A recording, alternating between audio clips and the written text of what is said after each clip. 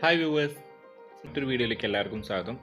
പ്രകൃതിയിലെ തേനീച്ചക്കൂടുകൾ എങ്ങനെ സ്വന്തമാക്കാമെന്ന നമ്മുടെ കഴിഞ്ഞ വീഡിയോയിൽ ഒരു നല്ല കെണിക്കൂട് ഉണ്ടാക്കുന്നത് എങ്ങനെയെന്ന് കാണിക്കുന്നതിനൊപ്പം KSEB മീറ്റർ ബോക്സിനുള്ളിലെ ചെറുതേനീച്ചക്കൂടിന് കെണിക്കൂട് സ്ഥാപിക്കുന്നതും കാണിച്ചിരുന്നു. സോ ആ ഒരു കെണിക്കൂട് തുറന്ന് പരിശോധിക്കുകയാണ് ഇന്ന് ഞാൻ ചെയ്യുന്നത്.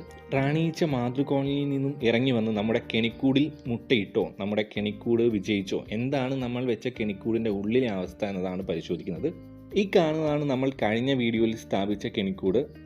6 മാസമായി നമ്മളിപ്പം ഈ ഒരു കൂട് സ്ഥാപിച്ചിട്ട്. അത്യാവശ്യം സ്ട്രെങ്ത് ഉള്ളൊരു കോളനിയാണ് മീറ്റർ ബോക്സിനുള്ളിലുള്ളത്.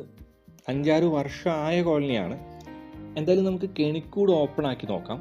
കെണിക്കൂട് ഓപ്പൺ ചെയ്യുന്നതിന് മുൻപ് നമ്മൾ കെണിക്കൂടിനെ മാതൃകോളനിയായി ബന്ധിപ്പിക്കുന്ന ഈ ഒരു പൈപ്പിൻ്റെ കണക്ഷൻ എടുക്കുന്നുണ്ട്.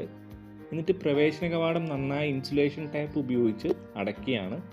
ഇനി കെണിക്കൂടിൽ നിന്ന് ഈച്ചകൾ പുറത്തേക്ക് ഇറങ്ങുന്ന പ്രവേശന കവാടവും അതേപോലെ തന്നെ അടയ്ക്കുകയാണ്. കാരണം കൂടിന് ഇളക്കം തട്ടിയ ഈച്ചകൾ കൂടിന് പുറത്തേക്ക് വന്ന് നമ്മുടെ മുടിയിലും ശരീരത്തിലും പറ്റിപ്പിടിക്കാൻ ഇടയുണ്ട്.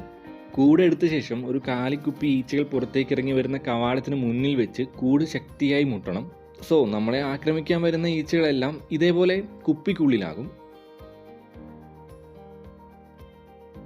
കൂട് മാറ്റി മറ്റൊരെണ്ണം പൂർവ്വസ്ഥിതിയിൽ വെക്കുമ്പോൾ ഈ ഈച്ചകളെ തുറന്നു വിടാവുന്നതാണ്. അതുവരെ ഈച്ചകൾ മായാവിയെ പോലെ ഈ കുപ്പിക്കുള്ളിൽ ഇരിക്കട്ടെ.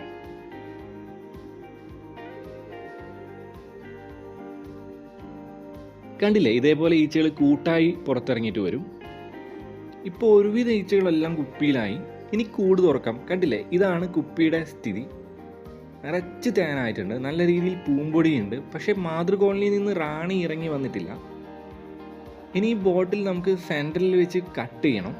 ഓക്കെ, ശരിക്കും ഈ മീറ്റർ ബോക്സിലെ ചെറുതേനീച്ചക്കൂട് ഇവിടെ വലിയ ശല്യമായിരുന്നു. അപ്പോഴാണ് നമ്മൾ ഇവിടെ കെണിക്കൂട് വെച്ചത്. ഇപ്പോൾ റാണി ഇറങ്ങി വന്ന് മുട്ട ഇട്ടില്ലെങ്കിലും ഒരു 6 മന്തിനുള്ളിൽ വീട്ടിൽ അത്യാവശ്യം വേണ്ട തേൻ കിട്ടുന്ന രീതിയിലായിട്ടുണ്ട്.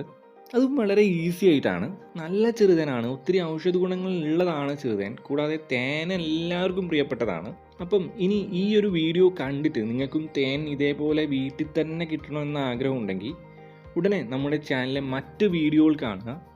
തേനിനെക്കുറിച്ചും തേനീച്ചകളെക്കുറിച്ചും മനസ്സിലാക്കുകയും ചെയ്യുക. വെറും 6 മാസത്തെ ഒരു കാലയളവിലാണ് വീട്ടിൽ ഏറ്റവും ശല്യമായിട്ട് നിന്നിട്ടുണ്ടായിരുന്ന മീറ്റർ ബോക്സിലെ തേനീച്ചക്കൂട്ടിൽ നിന്ന് ഇത്രയും തേന് നമുക്ക് കിട്ടുന്നത്. ഈ വീഡിയോ കാണുന്ന ഓരോരുത്തരും ഇതേപോലെ നമ്മുടെ വീടിൻ്റെ അടുത്തായിട്ട് പ്രകൃതിയിൽ കാണുന്ന തനതായ തേനീച്ചക്കൂടുകളിൽ കെണിക്കൂട് വെച്ച് ഇതുപോലെ തേനെടുക്കുകയോ അല്ലെങ്കിൽ ആ ഒരു കോളനി തന്നെ സ്വന്തമാക്കുകയോ ചെയ്തു കഴിഞ്ഞാൽ എത്ര നന്നായിരിക്കും. കാരണം നമുക്ക് വിപണിയിൽ നിന്ന് കിട്ടുന്ന തേനിൽ എത്രത്തോളം മായമുണ്ട് എന്നുള്ളത് നമുക്കൊന്നും ഊഹിക്കാൻ പോലും പറ്റാത്തൊരു കാര്യമാണ്. കൂടാതെ തേനിൻ്റെ, പ്രത്യേകിച്ചും ചെറു തേനിൻ്റെ റേറ്റ് കൂടി നമ്മൾ കൺസിഡർ ചെയ്യുകയാണെങ്കിൽ എത്രയോ ലാഭകരവും മനസ്സിനും ശരീരത്തിനും ഒരു കുളിർമയും പുത്തന എനർജിയും കിട്ടുന്ന ഒരു കാര്യമാണ്. ഇനി നമ്മൾ എടുത്ത കെണിക്കൂടിൻ്റെ സ്ഥാനത്ത് ഒരു പുതിയ കെണിക്കൂട് സ്ഥാപിക്കുകയാണ്.